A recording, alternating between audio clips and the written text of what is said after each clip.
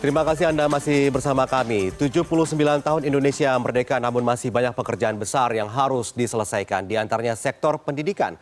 Kemendikbudristek menargetkan jumlah penduduk buta aksara di Indonesia berkurang dari 1% pada 2024.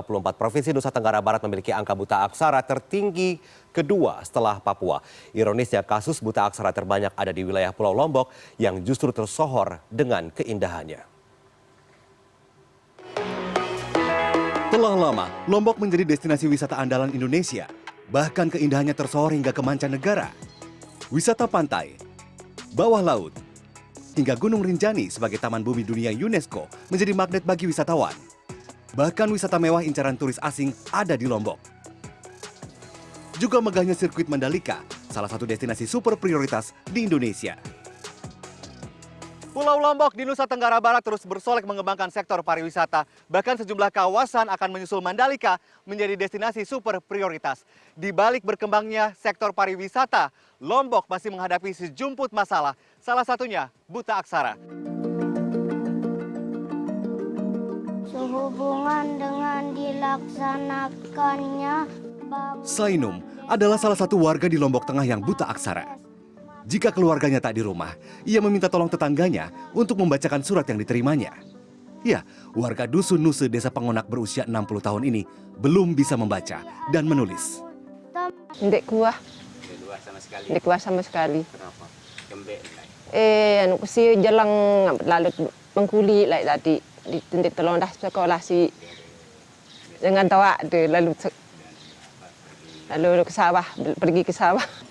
Milit beraja hadis ketahun kena. Nggih hadis sendiri bongoh hadis bau arak ketahun kena sekedindit se bongoh lalu. Sainum tak sendiri. Lebih dari 100 orang tua di Desa Pengonak belum mahir menulis dan membaca. Ada sekelompok pemuda di desa ini yang peduli mengajari para orang tua menulis dan membaca. Adalah Hurmayani, penggerak literasi yang mendirikan Rumah Baca Nusa pada 2012. Mbak Yani dan teman-teman sendiri kenapa sih akhirnya mau berkontribusi untuk mengurangi buta aksara begitu ya di desa ini? Kenapa? Oke, baik. Itu dari inisiatif kami karena pada dasarnya menjadi beban kami melihat bahwa zaman sekarang ini kok masih ada loh Bapak Ibu kami yang belum bisa baca. Dengan arus informasi yang segini pesat, lalu pesan-pesan yang mungkin nantinya bisa membantu mereka hidup lebih baik, itu mungkin menjadi salah satu pemantik dari kegiatan kami untuk berkontribusi mengadakan kegiatan baca tulis. Gerakan literasi yang dilakukan Hurmayani dan teman-temannya dimulai dengan menggerakkan budaya membaca kepada anak-anak Desa Pengonak. Supaya semangat membaca dan menulis ini tertular kepada orang-orang tua lainnya, antara orang tua satu dan dua tetangganya lagi. Bagaimana caranya Mbak Yani? Baik, kami dalam hal ini mencoba mengadopsi beberapa cara belajar baik maupun anak-anak. Kami letakkan juga bagaimana mengajar di orang tua. Salah satunya yaitu menampilkan tutur sebaya. Intinya di sini adalah merasa tertantang ibu bapak kami yang belum baca dengan melihat temannya yang tadinya sudah membaca. Dan ini juga membantu kami bagaimana mereka merasa nyaman belajar dengan sesamanya. Badan Pusat Statistik mencatat, Provinsi Nusa Tenggara Barat menempati posisi tertinggi angka buta aksara di Indonesia setelah Papua. Sementara pada 2022, berdasarkan NTB 1 data, Kabupaten Lombok Tengah menjadi wilayah dengan angka kasus buta aksara tertinggi di Provinsi Nusa Tenggara Barat. Perlu kesabaran yang lebih untuk mengajari orang-orang tua ini bisa membaca dan menulis. Bayangkan di generasi sekarang untuk pendidikan anak usia dini, anak-anak bisa belajar mulai umur 3 tahun. Tapi mereka tidak pernah bersekolah. Itu artinya mulai dari titik nol mereka harus menguasai huruf, kata, kalimat, belajar menulis, dan membaca. Untuk mengentaskan buta aksara, Desa Pengonak pernah menyelenggarakan Pusat Kegiatan Belajar Masyarakat atau PKBM pada 2016. Namun kegiatan tersebut meredup. Sejak 2005, Dinas Pendidikan dan Kebudayaan Kabupaten Lombok Tengah menjalankan program keaksaraan dasar untuk mengurangi angka buta aksara. Selain itu, ada program keaksaraan usaha mandiri melalui kegiatan PKBM berkuota. Namun jumlah kelompok PKBM tak sebanding dengan tingginya angka buta aksara. Kalau mengharapkan dana kami, ada dana APBD, cuma kan tidak begitu besar Pak, karena peruntukannya juga banyak. Jadi satu-satunya harapan kami adalah pusat menggelontorkan dana untuk pengentasan itu. Mungkin kementerian harus memberikan prioritas, Pak. Kalau kami memang ada deretan banyak, tentu kan harus lebih banyak yang diberikan. Jangan kemudian yang lebih sedikit, di situ arah programnya. Lombok yang telah memiliki kawasan wisata sebagai destinasi super prioritas masih belum berhasil mengentaskan buta aksara di wilayahnya. Ya, tulisan ibu yang satu ini hampir sempurna. Sairi namanya. Nah, Ibu Sairi ini lebih beruntung dibandingkan dengan teman-temannya yang belum pernah bersekolah. Ibu Sairi pernah sekolah dulu, sampai kelas berapa? Kelas 2, Sampai kelas 2 SD? iya. Nggak lanjut lagi, kenapa Enggak berhenti? lanjut, enggak ada uang, enggak ada biaya. Berdasarkan survei Sosial Ekonomi Nasional Badan Pusat Statistik pada 2023, angka buta aksara penduduk usia 10 tahun ke atas di Indonesia mencapai 3,18% atau sekitar 8,9 juta orang. Bisakah angka buta aksara di Indonesia kurang dari 1% pada 2024? Pemerintah perlu mencari solusi cepat dan tepat untuk mempercepat pengentasan buta aksara. Tim Liputan, CNN Indonesia. Pengentasan buta aksara masih menjadi pekerjaan besar di Indonesia. Pada tahun 2023, Badan Pusat Statistik mencatat Nusa Tenggara Barat menjadi provinsi dengan angka kasus buta aksara tertinggi kedua di Indonesia. Sementara di tahun 2022, Kabupaten Lombok Tengah menjadi wilayah di Pulau Lombok yang memiliki angka kasus buta aksara tertinggi. Dan untuk melihat bagaimana perjuangan dalam memberantas buta aksara di Pulau Lombok, kita akan membahas secara langsung dengan narasumber pendiri Rumah Baca Nusa, Hurmayani, yang sedang berada di Kota Mataram, NTB. Selamat malam, Mbak Yani, apa kabar? Selamat malam, Mas Siko, kabar baik. Alhamdulillah, Mbak Yani.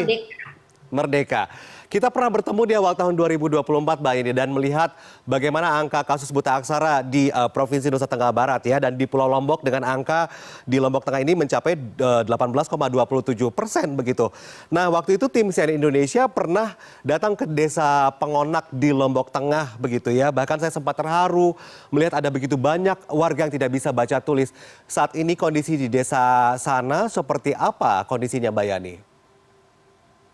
Baik, kondisi warga kami yang saat ini masih dalam proses untuk menuju melek bersama, Mas Victor. Melek bersama artinya kami berusaha untuk memberikan motivasi bahwa dulunya mungkin warga yang pada usia lanjut hidup nyaman dan aman, tidak terganggu oleh lajunya waktu dan situasi saat ini. Oleh karena itu, kami bisa bilang bahwa dalam proses untuk memberikan motivasi bahwa untuk bisa menyesuaikan diri dengan laju pesatnya informasi dan perubahan zaman, mau tidak mau warga harus memang mau belajar membaca dan menulis.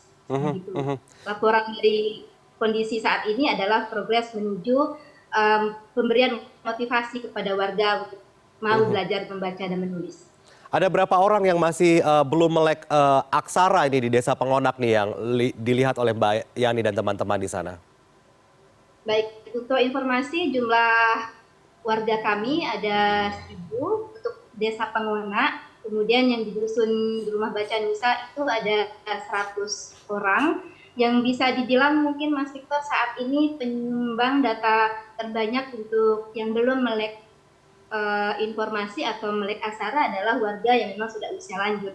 Bisa dibilang mungkin 20% dari warga yang memang domisili di Desa Pengonak.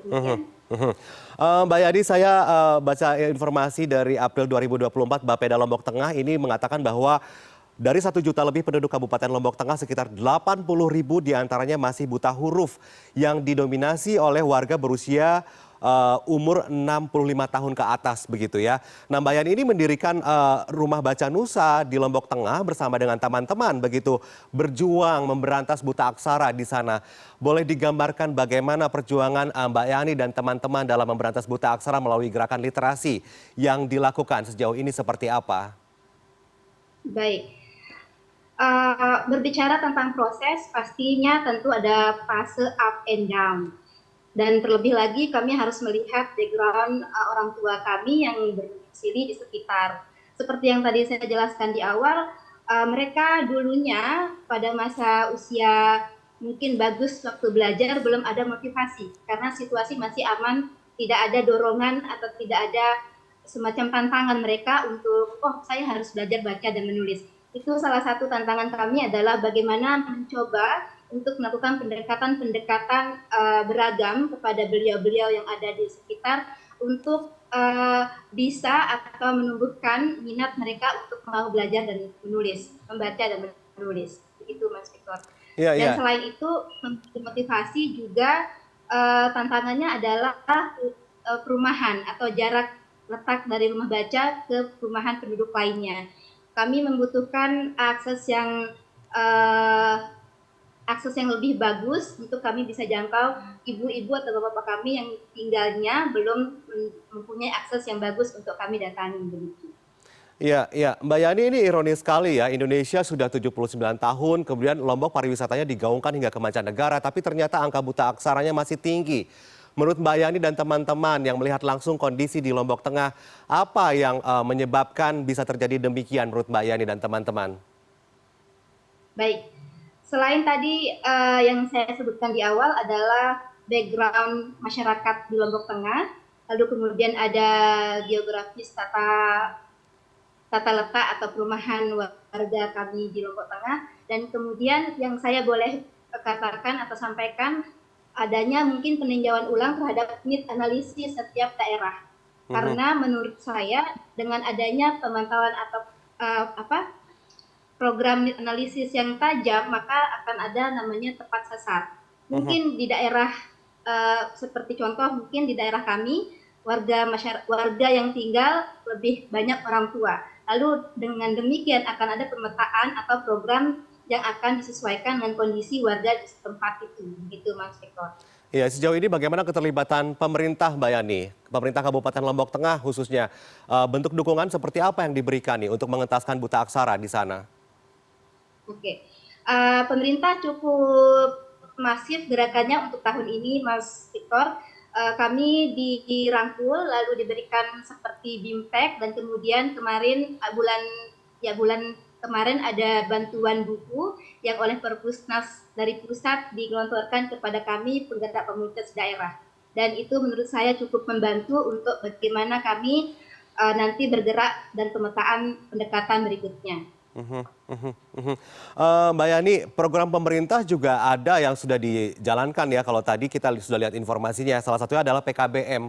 Sejauh ini PKBM di Desa Pengonak, di tempat Mbak Yani dan teman-teman ini berbakti begitu ya, menggerakkan literasi di sana, apakah PKBM ini cukup efektif memberantas atau mengurangi angka buta aksara di Lombok Tengah? Oke. Tidak ada program yang mungkin dicanangkan untuk tidak tepat sasar, Mas Victor, menurut saya ya. Tapi kemudian mungkin tadi lagi-lagi saya bilang peninjauan ulang program di lapangan. Artinya PKBM sendiri punya target apa dan bagaimana, dan mungkin akan lebih efektif bila bisa menjalin kerjasama atau bersinergi dengan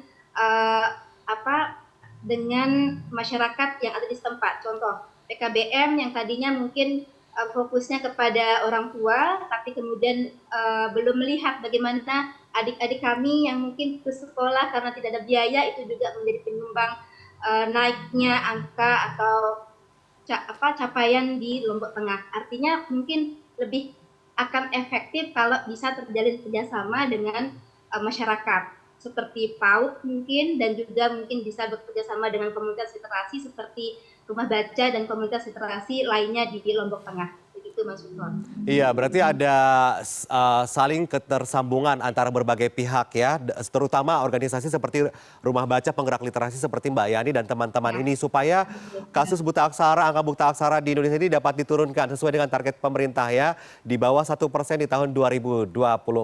Semoga di kemerdekaan di hari ulang tahun Indonesia yang ke-79 ini pemerintah semakin fokus untuk memberantas buta aksara di negeri kita. Terima kasih banyak pendiri di Rumah Baca Nusa Hurmayani di Mataram, NTB. Assalamualaikum. Semangat untuk kita semua. Semangat. Selamat malam Mbak Yani. Selamat malam.